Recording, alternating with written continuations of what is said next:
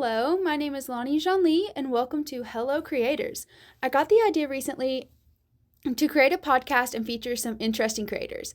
In our 9th episode, I wanted to feature a notable artist and friend. She is quite the talented actor and director. Please welcome Hannah Taylor to the show. Hi! Hannah, how did you get into acting? So, I've been acting for quite a while, but I didn't really take it seriously until I got into high school. I've been doing theater since I was like 10, but I didn't start really acting until I was in, I'd say, middle school, high school. I joined our drama team. um, I had an English class, and my English teacher, we did this like icebreaker game where you like write down like 3 interesting facts about you, and you have to like throw it across the room, and people like pick up the piece of paper, and they're like, oh, this person does this person does this, and it's like all interesting facts, and mine was, I do theater. And of course my drama teacher was like, hmm you do theater, I think you should try out for our drama team. And I was like, I don't really know about that. I really don't. It was competition, so they do one acts, and ever since then I have been acting. Shout out to Morgan Quillen, a lovely woman. She really inspired me to start acting. Her and Jamie Perry. I love them so very much. So they really sparked my, I guess, fuel to start acting. And I did it all through high school. Senior year, I dropped out and did tech for them, though. So that's pretty much it, honestly. And I've been doing it ever since. What's been the best advice you've ever received about being an actor? About being an actor? Oh my goodness. Probably put yourself in the character's shoes. Sometimes I know a really good friend of mine, when I first started acting, I was like, oh, if I was this character, I would do this. But he was like, you really need to not be you playing this character. You need to be this character. So just figure out like what that character would do, not what you would do as that character. And most of all, I guess comparison. Like, don't compare yourself to other people, because a person might play a role a different way than you do, and that's okay.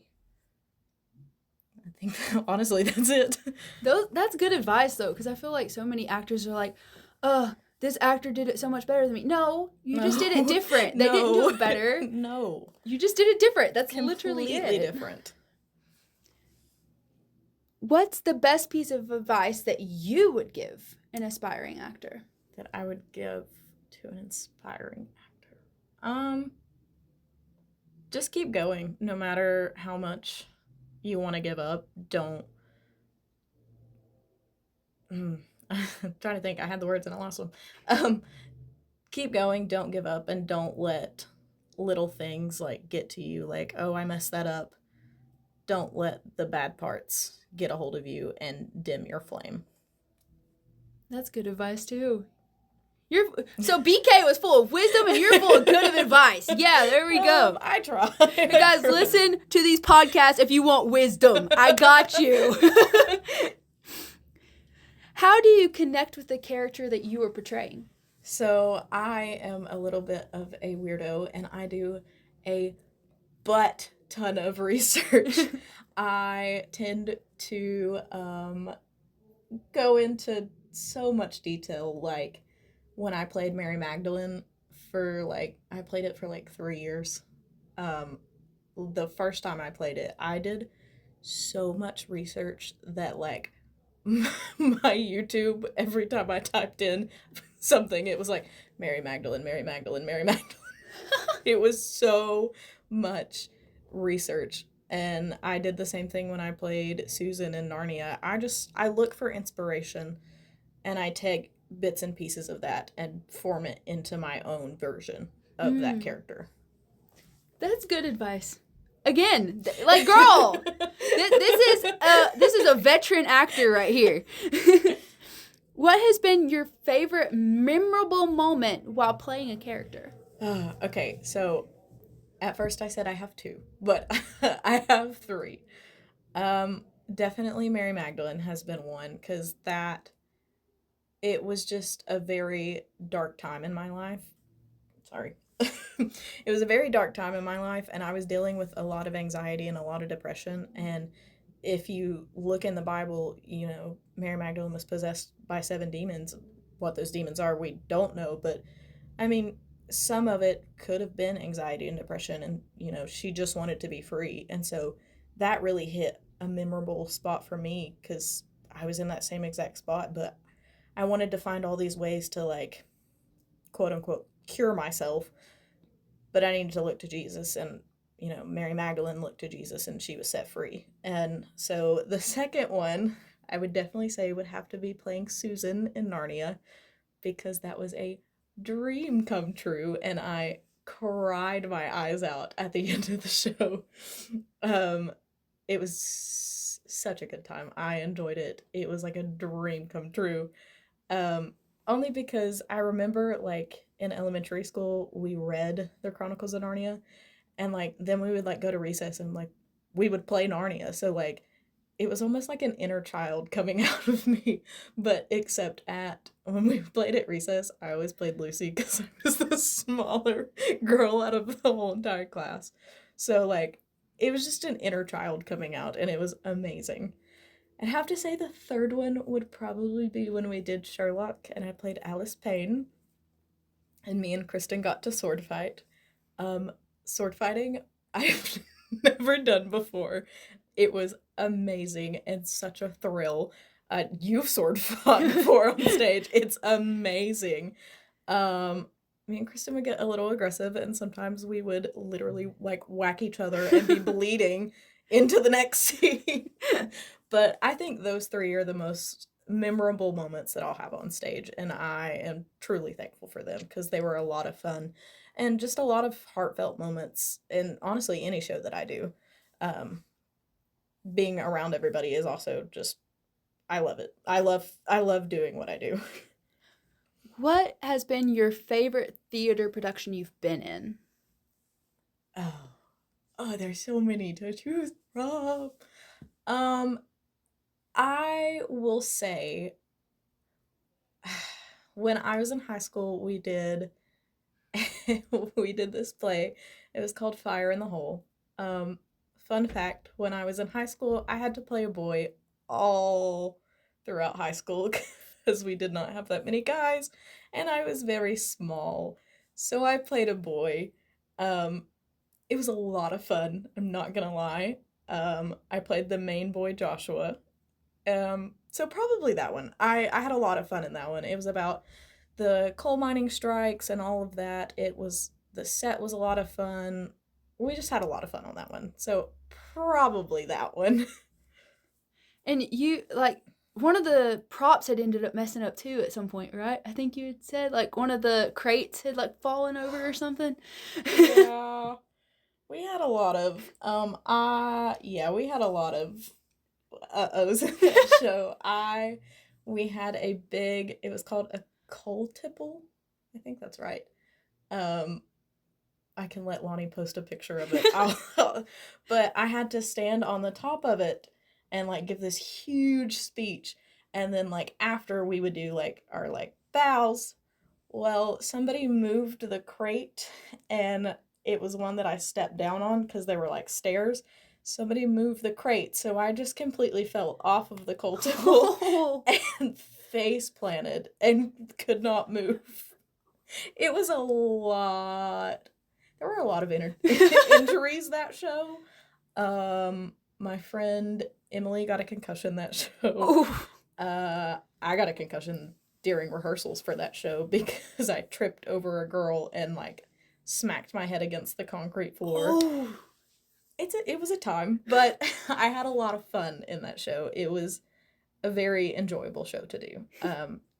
My drama coaches were amazing, and they really encouraged me, because that was the first time that I had, like, I had, like, a little speaking parts here and there when I first joined, but that was my third show that was junior year, Mm-hmm. and I had like that. It was like a heavy role, so my drama coaches were very good and they encouraged me a lot because honestly I wanted to quit and I didn't want to do it because I was like, this is too stressful, I don't want to do it anymore. Yeah. And I can remember my drama coach taking me aside and she was like, you have it in you, I'm pushing you, like you can do this. And so I'm very thankful for her, very thankful for both of them, honestly. What's the most rewarding part of theater for you?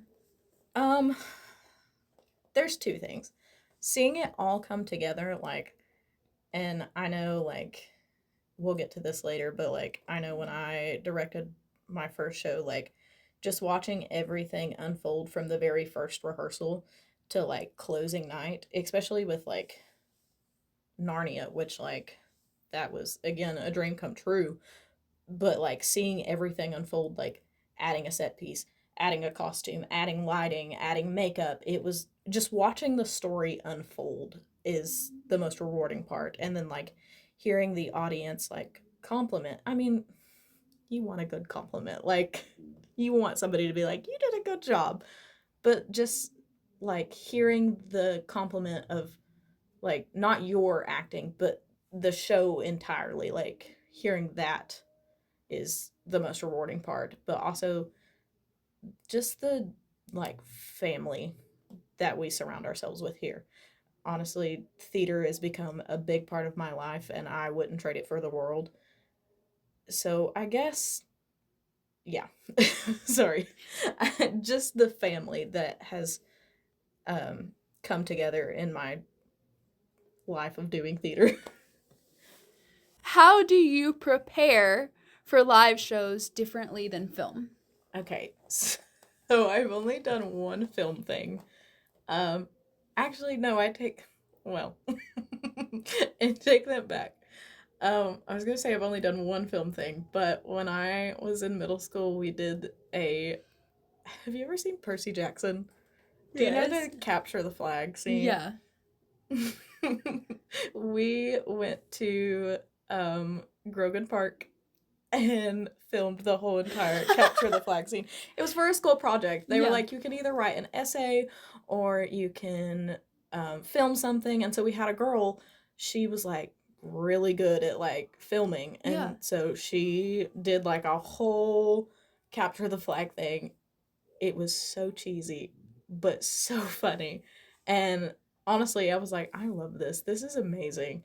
And then I think it was like 2, 3 years ago, maybe, me and Jonathan got pulled for a commercial. I was not supposed to be in the commercial, I was just going to tag along. And we ended up playing husband and wife who were, it was like this whole thing about speed dating, but it was for loans. And it's somewhere on my Facebook. I'm sure that Lonnie is showing pictures at the moment, but it was really funny and just a whole different thing from live shows. Because, like, if you're on stage, live shows, if you mess up, you mess up. You can retake as many times as you want, and we definitely did. Preparing for a live show is, I'd say it's a little more stressful than film. Um, I would say that filming is a little bit easier than preparing for a live show because once you're on stage, you're on stage, and if you mess it up, dig your hole and get out, I guess. Oh yeah. Shoo. Been there, done that. And on to directing. Describe a time when you had to think outside the box to solve a problem during a production. During a production, well, I've only directed one show, but our main lead called out sick the last show. So I had to find somebody in like within like 30 minutes before opening. So it was very stressful. I had to fill in for you one night. Poor Lonnie got sick. We. You were down for the count during that show, man. That was a rough time.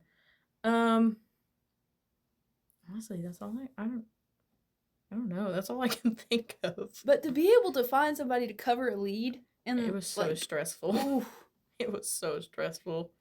Shout out Andy, man. Andy came in clutch. Uh, that was a lot of lines too for that role. no Ooh. kidding.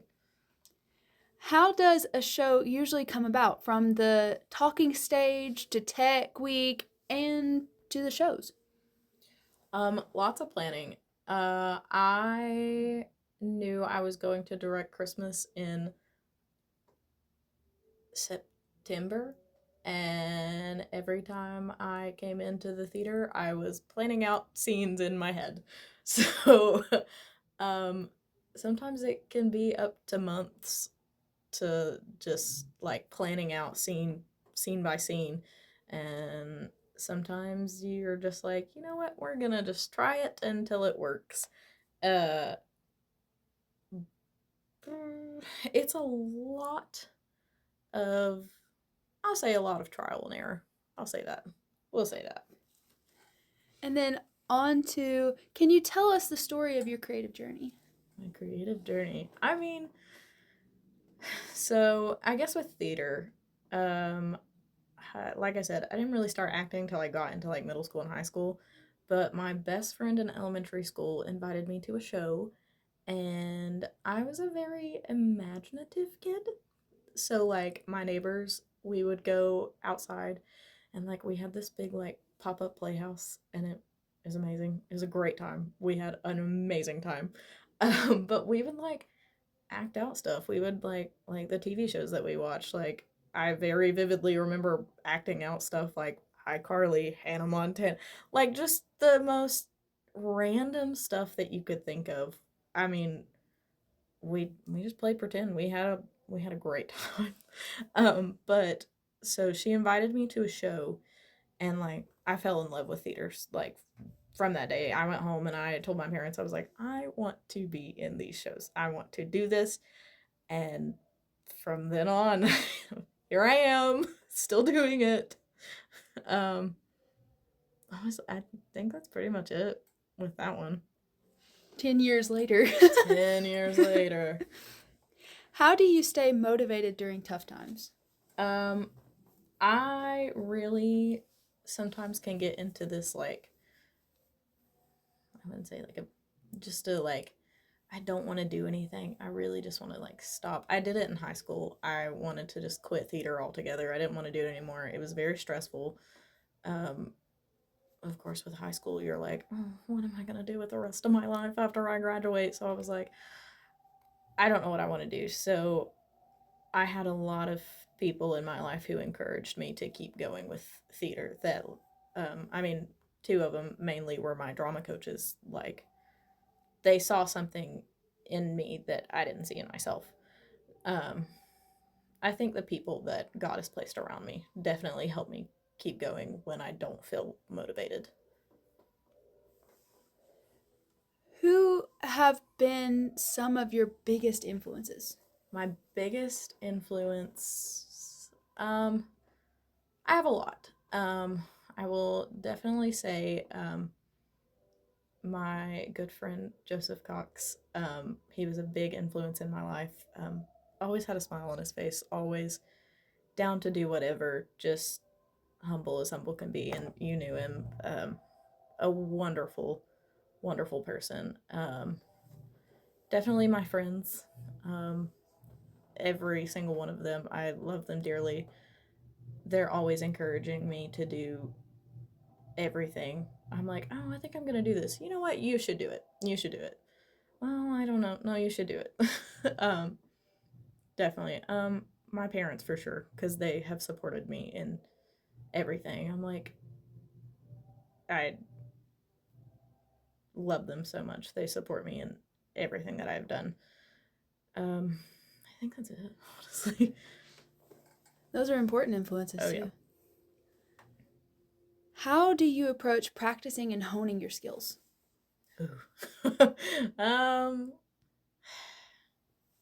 Sometimes I will just sit and like go over scenes in my head, and sometimes if I'm in the car, this is so embarrassing. I will like read my lines out in my head, and I'll be like, I'm gonna try this. nope, that, nope, nope. Um, like I said before, I watch a lot of stuff. I do a lot of studying on um, just different things, like how people react. I think Kevin said in one episode that he like watches himself in the mirror Yeah. to like make a sad face or make a mean face. A lot of that, I work with children, so I'm like constantly having to like be flooded with emotions. We talked about this not too long ago. Um, so just really studying a lot, honestly. Is it? That's a good way to get like to where you can do different emotions without Oh having yeah, to like really try too hard. It's just muscle memory at that point. for sure. And do you have anything coming up? Any projects or exhibitions in the works? Well, I started a podcast. Yeah. It is called Faith Forward, and I really just got the inspiration when it was like 19. Um, this girl that I followed on Instagram started a podcast, and it's called Bought and Beloved, and she just shares like little inspirational things, very short, sweet, and to the point, and I really wanted to do that, especially now that I'm an adult. Um, I have teenagers coming to me like, what do I do? How do I grow with my relationship with God? And I'm like, so like I really want to, focus in on the stuff that I dealt with as a teenager. Like the first episode is fear. We all deal with fear. I dealt with it a lot. But I really just wanted these like short and just devotions, honestly, for them to listen to, because I know sometimes it's really hard to sit and read devotionals. I am not a big reader myself. I should be. It is very hard to sit down and just focus on something, but if I'm listening to something, it's easier for me. So I really wanted to just do that and, push people in their walk of faith. I don't think I have anything else besides theater. That's about it, honestly. And you even have tattoos to like give you reminders I too. do have tattoos. I recently got one that says "for good" because I love Wicked so much. They're my favorite. One of my tattoos is Isaiah. I gotta look at it. Wait, wrong one. Isaiah 43:1, and I call it my Mary Magdalene tattoo. Um, it's just, for I've redeemed you, you are mine. Um, and in our show, Redeemed, there's a scene with Mary Magdalene. Jesus is like, "Thus says the Lord, for I've redeemed you, I've called you mine, you are forgiven and free."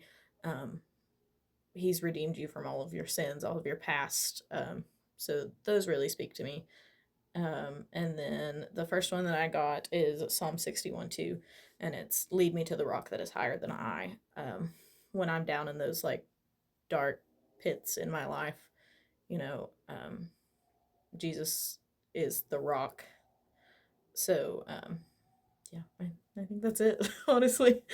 And those are good reminders too. Oh, absolutely. Also, my tattoo "for good" is a reminder that, the Lord has placed people in our lives um, for good. I know it's not a Christian song. It's not, Wicked is not anything Christian, but the song really speaks to me because um, it's talking about Glinda and Elphaba and like how they've been placed in each other's lives for a reason, whether that be good or bad. Um, One of the parts says, "It well may be that we will never meet again in this lifetime. So let me say before we part, so much of me is made of what I learned from you. You'll be with me like a handprint on my heart. And now, whatever ways our stories end, I know you have rewritten mine by being my friend." So the people that you have been friends with and you're no longer friends with, they're always going to leave some kind of imprint on you, whether it be good or bad. But it's molded you into the person that you are today. So it's all for good. And I think about when the enemy uses it for evil, God will turn it for good. It's in Genesis. What the devil meant for evil, God turned and used for good. There we Oh, Because, no! it's in Genesis. Oh, no! I think that it's like was your in funny Genesis. bone. I think it's like Genesis 51 where Joseph's talking to his brothers after he had sold them. Yes. And he said, "What you meant for evil, God turned around and used it for my good." Yes. There you go, Hannah. We got there. Andy lost your funny bone. Oh, it's not funny. Yes, it's Genesis 50:20. Thank you, Brianna Terry. It says, "As for you, you meant evil against me, but God meant it for good." So I really think that fits also, just because, you have friends in your life and sometimes they're not so good. And sometimes they treat you very badly, but it also molds you into what you are today. So, what the enemy meant for evil, God used it for good. So, yeah. Another scholar over here, ladies and gentlemen. Listen. Not really. My funny bone hurts. Oh, no. Well, thank you, Hannah, for being on the podcast, and I hope you get some good ice on the funny bone. You're so welcome. I love you. Love you.